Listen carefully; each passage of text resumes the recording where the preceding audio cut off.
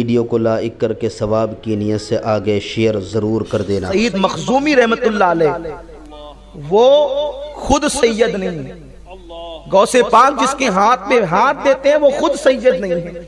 مخدوم اشرف جہانگیر سمنانی جس کے ہاتھ میں ہاتھ دیتے ہیں حضرت شیخ علاؤلق پنڈوی خالدی رحمت اللہ علیہ، وہ خالد ابن ولید کی اولاد سے ہیں، مولا علی کی اولاد سے نہیں ہے۔ اس کے بعد خواجہ بندہ نواز گیسو دراز یہ صحیح النسب زیدی سادات میں سے ہیں، یہ جن کے ہاتھ میں ہاتھ دیتے ہیں خواجہ نصیر الدین چراغ دہلوی، وہ بھی سید نہیں ہے ہمارے بزرگوں نے۔ لیکن پیر سید مل جائے تو یہ سونے پر سہاگا ہے، اس کا انکار نہیں ہے۔ الحمدللہ ہم سادات کے مخالف نہیں، سرکار کی نالین کا صدقہ ہے، ہم اپنی سیادت کی ڈھولکی نہیں پیٹتے۔ لیکن بات عرض کرتا ہوں کوئی یہ نہ سمجھے کہ سنی دعوت اسلامی کا رکن آ کر سادات کی مخالفت کر گیا، لوگ غلط رنگ دیتے ہیں۔ الحمدللہ میں خود بھی سید ہوں الحمدللہ، اور بے فضل ہی تعالی ہمارا سلسلہ نسب ایک واسطے سے امام حسن سے اور دوسری طرف سے امام حسین سے ملتا ہے۔ وہاں سے یہ میر موسیٰ میر یوسف یہ دو بزرگ تھے، میر موسیٰ سرکار غوث پاک کی اولاد میں سے تھے، میر یوسف امام حسین کی اولاد میں سے تھے۔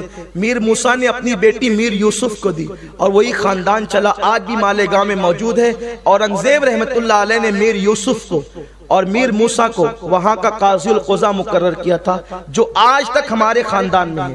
اورنگزیب کی عطا کردہ مہرے بھی ہمارے خاندان میں ہے۔ تو الحمدللہ ہم لوگ وہ خاندان سے تعلق رکھتے ہیں جہاں اورنگزیب جیسا شخص جو ہے وہ اپنے گھٹنوں کو ادب کے ساتھ ٹیکتا ہے، لیکن ہم اس کا اعلان نہیں کرتے چونکہ کوئی غلط فہمی نہ پھیلائے کہ امین القادری آیا تھا وہ سادات کے خلاف بول کر کے گیا۔ خدا کی قسم جو سیدوں کے خلاف بولے اس کا ایمان تو کیا ہمیں اس کے نسب میں شک ہے۔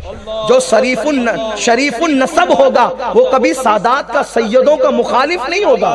ہمارا ایمان یہ، ہمارا عقیدہ یہ ہے، رسول اللہ کا فرمان بھی یہ ہے۔ لیکن سن لو، اگر آپ نے یہ مسئلہ گڑ رکھا ہے کہ غیر سید کے ہاتھ پہ بیعت ہونا ناجائز ہے تو کعب غوث پاک پر الزام رکھتے ہیں کہ غوث پاک نے جس کو اپنا پیر بنایا وہ سید نہیں تھا۔ لیکن سنو، اس کے تقوی کا یہ عالم تھا کہ اس زمانے کے اور لوگ وہاں تقوی تک نہیں پہنچتے تھے، تو غوث پاک نے نسب کی بجائے تقوی کو اختیار کیا اور دنیا کو بتا دیا ان اکرمکم عند اللہ اتقاکم۔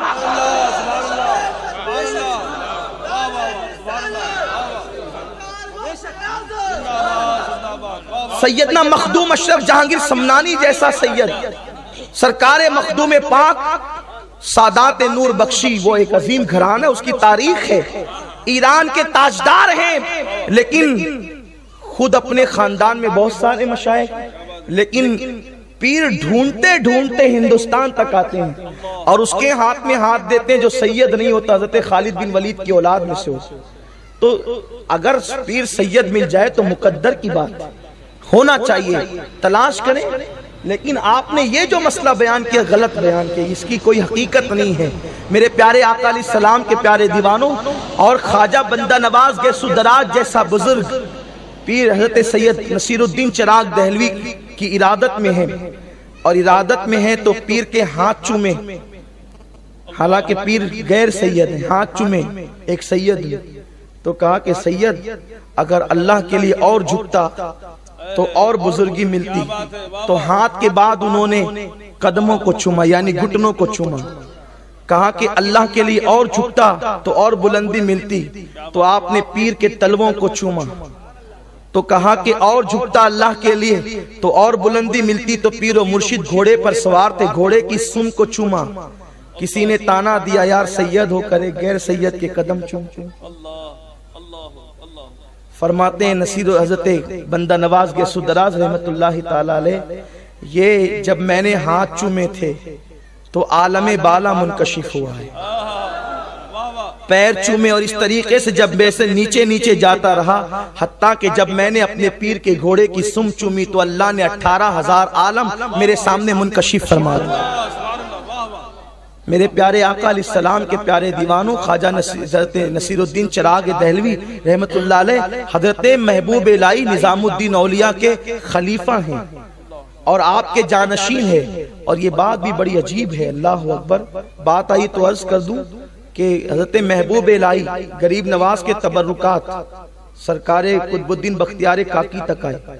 بختیار کاکی نے اپنا جانشین بابا فرید کو بنایا اور اپنا جانشین بنانے کے بعد پھر جو ہے حضرت بختیار کاکی رحمت اللہ تعالی علیہ نے بابا فرید کو جانشین بنا کر تبرکات دیے. بابا فرید نے اپنی اولاد میں سے کسی کو جانشین نہیں بنایا بلکہ جانشین جو ہے محبوب الہی خواجہ نظام الدین اولیاء کو بنایا اور تبرکات انہی کو سونپے. اور اس کے بعد خواجہ نصیر الدین چراغ دہلوی کو محبوب الہی نے جانشین بنایا. آپ سوچیں کہ جو محبوب الہی کا جانشین ہو اس کی شان کیا ہوگی. اور تبرکات ان کو سونپے. اور بابا نصیر الدین چراغ دہلوی نے بندہ نواز جیسا مرید اور خلیفہ ہونے کے باوجود فرمایا اب میں اپنے بعد کسی کو اس لائق نہیں سمجھتا کہ خاندان چشتیہ کا جانشین بنا. اللہ آپ غور فرمائیں. یہ جانشینی کی شان ہے. اور یہ بات میں اپنی طرف سے نہیں کہہ رہا ہوں. آپ تاریخ مشائخ چشت اٹھا کر کے دیکھیں. چشتیہ بزرگوں کی تاریخ اٹھا کر دیکھیں. یہ جو غلط پروپیگنڈا ہے کہ خانقاہی لوگ کسی کو بھی اپنی جگہ بٹھا دیتے ہیں، جو سچے خانقاہی وہ ایسا نہیں کرتے. اللہ اکبر. حضرت نصیر الدین چراغ دہلوی فرماتے ہیں کہ میرے بعد اب مجھے کوئی ایسا نظر نہیں آتا کہ میں خاندان چشتیہ کا اسے جانشین بناؤں. اس سلسلے کو میں اپنی ذات پر ختم کر دیتا ہوں. یہ بزرگوں کا تقوی تھا، یہ ان کی پرہیزگاری تھی. میرے پیارے آقا صلی اللہ علیہ وسلم کے پیارے دیوانوں تو عرض یہ کر رہا تھا کہ سرکار غوث پاک کے زمانے میں خلیفے نے قسم کھائی کہ ایسی عبادت کروں گا کہ اس وقت تو کوئی نہیں کر رہا ہوگا، اور نہ کر سکا تو بیوی کو 3 طلاق. سب علماء حیران ہوئے. تو جو سب سے بڑا عالم تھا میرا غوث، ان کی بارگاہ میں بھیجا. پوچھا بھئی مسئلہ کیا ہے؟ کہا حضور انہوں نے قسم کھائی ہے کہ ایسی عبادت کروں گا کہ اس وقت تو کوئی نہیں کر رہا ہوگا، اور اگر ایسا نہ کر سکا تو بیوی کو 3 طلاق. فرماتے ہیں مشکل کیا ہے؟ مسکرا کر فرمایا مشکل کیا ہے؟ جہاں سبوں کی عقلیں دنگ ہو گئی. فرماتے مشکل کیا ہے؟ بہت آسان ہے. اس کو کہو کیونکہ یہ خلیفہ بھی ہے، یہ مکہ مکرمہ چلا جائے اور خانہ کعبہ کا مطاف خالی کرا لے، کسی کو طواف کی اجازت نہ دے اور اکیلے طواف کر لے، تو وہ طواف کی عبادت اکیلے کر رہا ہوگا. اس وقت تو پوری دنیا کے اندر کوئی طواف نہیں کر رہا ہوگا. اس طرح اس کی بیوی طلاق سے بچ جائے گی. ایسا علم رکھنے والا غوث پاک بھی مقلد ہیں. ایسا علم رکھنے والا بھی مقلد ہیں. اور جن کو عربی میں الماؤ اور مویا میں فرق کرنا نہیں آتا وہ کہتے ہیں کہ جو ہے وہ تقلید کی کوئی ضرورت نہیں ہے. میرے پیارے آقا صلی اللہ علیہ وسلم کے پیارے دیوانوں تو عرض یہ کر رہا تھا سرکار غوث پاک کی شان بے مثال ہے، ان کا مقام بے مثال ہے، ان کا مرتبہ بے مثال ہے. آپ کی شان یہ ہے اللہ اکبر کہ میرے نبی نے دعا فرمائی کہ اللہ اس نے میرا قدم اپنی گردن پر لیا، میری امت کے سارے اولیاء اس کے قدم کو اپنی گردن پر لیں گے. حضور کی دعا کرنے تھی. میرے آقا جانے دعا ہے، ارے ان کا نام اگر دعا میں لے لو تو اللہ دعا قبول کر لیتا ہے. حضرت آدم ان کا نام دعا میں لیتے ہیں تو دعا قبول ہوتی ہے. جب حضور خود دعا کرتے ہوں گے تو اس دعا کی شان کا عالم کیا ہوتا ہوگا. اسی لیے تو امام فرماتے ہیں عنایت کا جوڑا، اجابت کا صحرا، دلہن بن کے نکلی دعائے محمد، اجابت نے جھک کر گلے سے لگایا بڑی ناز سے جب دعائے محمد. وہ دعائے محمد ہے جو کبھی رد نہیں ہوتی. اللہ اکبر. آپ نے دعا کی کہ میرا قدم اس نے لیا ہے، اس کا قدم میری امت کے ولی لیں گے. پھر وہ دن آیا. حالانکہ اس کے پیچھے بڑی تفصیل ہے. سرکار غوث پاک نے کہا کہ اس میں بہتوں کی دعائیں شامل ہیں. ایک دعا تو وہ بھی فرماتے ہیں کہ میں 18-19 سال کا جوان تھا، ابتدائی ایام تھے مدرسے میں. یہ اب تک تو نہیں گئے نا، عرض کروں نا، آپ سننا چاہیں گے؟ عرض کروں. اچھا ٹھیک. سرکار غوث پاک فرماتے ہیں بغداد میں ایک ولی رہتے تھے، ایک بزرگ رہتے تھے. میں نے سوچا کہ ان کی زیارت کے لیے جاؤں. جب ان کی زیارت کے لیے ہم لوگ نکلے تو میں نے اپنے 2 دوستوں کو ساتھ لے لیا، اور ساتھ لینے کے بعد میں نے کہا چلو زیارت کے لیے. تو ایک دوست تو بڑا بے باک تھا، اس نے کہا میں اس ولی سے ایسا سوال پوچھوں گا کہ وہ میرے سوال کا جواب نہیں دے سکیں گے اور عاجز آ جائیں گے، میں ان کا امتحان لوں گا. اور دوسرے نے کہا میں بھی کوئی سوال پوچھوں گا. سرکار غوث پاک کہتے ہیں میں کچھ نہیں پوچھوں گا، وہ اللہ کے ولی ہیں، میں ان کا ادب کروں گا۔ یاد رکھیں بے ادبی انسان کو تباہ کر دیتی ہے، برباد کر دیتی ہے، اور ادب انسان کو اوپر کی منزلوں تک پہنچاتا ہے۔ پھر یہ ہوا، مختصر یہ اختصار کے ساتھ عرض کر رہا ہوں، اور اس کے بعد جب اس ولی کی بارگاہ میں پہنچے تو وہ واقعی اللہ کے ولی تھے۔ یاد رکھنا کسی کی پیشانی پر لکھا نہیں ہوتا ہے کہ یہ اللہ کا ولی ہے، ولی کو ولی پہچانتا ہے۔ میرے رب کا فرمان ہے، حدیث قدسی ہے، اولیائی تحت قبائی، کہ میرے ولی میری غیرت، میری چادر غیرت کے نیچے چھپے ہوئے ہیں۔ اب آپ مجھے بتائیں، جو آپ کی کمبل میں چھپا ہو ہم اور آپ اس کو پہچان نہیں سکتے، تو جو اللہ کی چادر غیرت کے نیچے چھپا ہوا ہو ہم اس کو کیسے پہچان سکتے ہیں؟ اسی لیے اللہ تبارک و تعالیٰ کا جب بھی کوئی مومن بندہ تمہارے سامنے آئے اس کو حقیر نہ سمجھنا، اس کو ذلیل نہ سمجھنا، اس کو اپنے سے کمتر نہ سمجھنا۔ ممکن ہے جس کو تم ذلیل سمجھ رہے ہو وہ اللہ کے نزدیک عزت والا ہو، وہ اللہ کے نزدیک شان والا ہو۔ اس لیے اللہ کے ایمان والے بندوں کا احترام کرو، مومنوں کا احترام کرو، مومنوں کا اکرام کرو۔ اللہ اکبر۔ جب اس ولی کے آستانے پر تینوں دوست پہنچے، وہ واقعی اللہ کے ولی تھے۔ جیسے تینوں بیٹھے اس ولی نے فرمایا، او فلاں تو مجھ سے ایسا سوال کرنے والا تھا کہ میں جواب نہ دے سکوں؟ یہ تیرا سوال ہے اور یہ تیرے سوال کا جواب ہے۔ سوال بھی بتا دیا، جواب بھی بتا دیا۔ یہ کون بیان کر رہا ہے؟ غوث پاک۔ کچھ لوگ کہتے ہیں غوث پاک رفع یدین کرتے تھے اس لیے وہ ہمارے ہیں، یہ غوث پاک کا عقیدہ ہے۔ تم نبی کے لیے دیوار کے پیچھے کے علم کے منکر ہو، غوث پاک ولی کے بارے میں کہتے ہیں کہ وہ دل کے حالات کو جانتے ہیں۔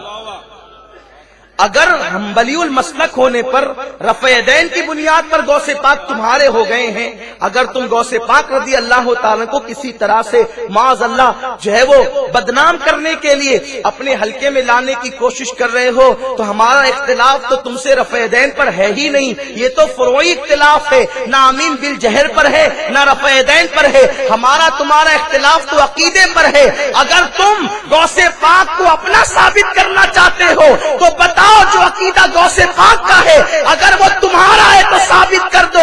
ارے تم تو یوں کہتے ہو کہ نبی کو دیوار کے پیچھے کا علم نہیں، اور غوث پاک یوں کہتے ہیں میں اللہ کے شہروں کو ایسے دیکھتا ہوں جیسے تم ہتھیلی پر رائی کا دانہ دیکھتے ہو۔ یہ غوث پاک کا نظریہ ہے، یہ غوث پاک کا عقیدہ ہے۔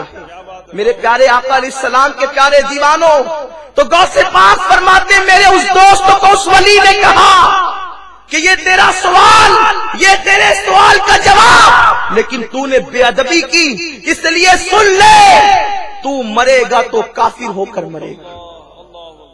اللہ اکبر۔ یہ اللہ والوں کی بددعا بڑی خطرناک۔ مولانا روم فرماتے ہیں ولی کی زبان پر اللہ کلام کرتا ہے، اس لیے کسی ولی سے دعا نہیں لے سکتے ہو تو کم از کم بددعا بھی نہیں لیں۔ لوگوں کو بہت اچھا لگتا ہے ولیوں کے ساتھ دشمنی کرنے کو، لیکن جب خدا سزا دیتا ہے، بخاری شریف کی حدیث سے اللہ فرماتا ہے، حدیث قدسی ہے کہ جو میرے ولی کے ساتھ عداوت کرے میں اس کے ساتھ اعلان جنگ کرتا ہوں۔ اب اللہ جس کے ساتھ اعلان جنگ کرے اس کو کون پناہ دے سکتا ہے؟ اس لیے اللہ کے دوستوں کی مخالفت نہ کرو، اللہ کے دوستوں کے ساتھ عداوت نہ کرو۔ اگر نہیں تعظیم کر سکتے تو توہین بھی مت کرو۔ ان کا ادب گویا کہ خدا کا ادب ہے۔ اور آپ کو بتاؤں ولیوں کی شان کیا ہے، بخاری شریف کی حدیث ہے، یہ کہتے ہیں ولیوں میں کیا رکھا ہے، ولیوں کی کیا حیثیت ہے۔ سنو حدیث قدسی میں اللہ فرماتا ہے، یہ حدیث پوری جو آپ سنتے ہیں نا، اللہ فرماتا ہے میرا بندہ نوافل کی کثرت کرتا ہے حتیٰ کہ میں اس کے ہاتھ بن جاتا ہوں، پیر بن جاتا ہوں، زبان۔ یہ سنتے ہیں، اس کا آخری ٹکڑا یہ ہے، اللہ حدیث قدسی میں فرماتا ہے کہ مجھے کسی بات پر تردد نہیں ہوتا۔ اللہ فرماتا ہے مجھے کسی بات پر، وہ اللہ ہے، وہ جو چاہے کر لے، وہ بچوں کو موت دے دے، دولہے کو موت دے دے، دلہن کو موت دے دے، اس کی مرضی، وہ جو چاہے کرے، اس کو تردد نہیں ہوتا۔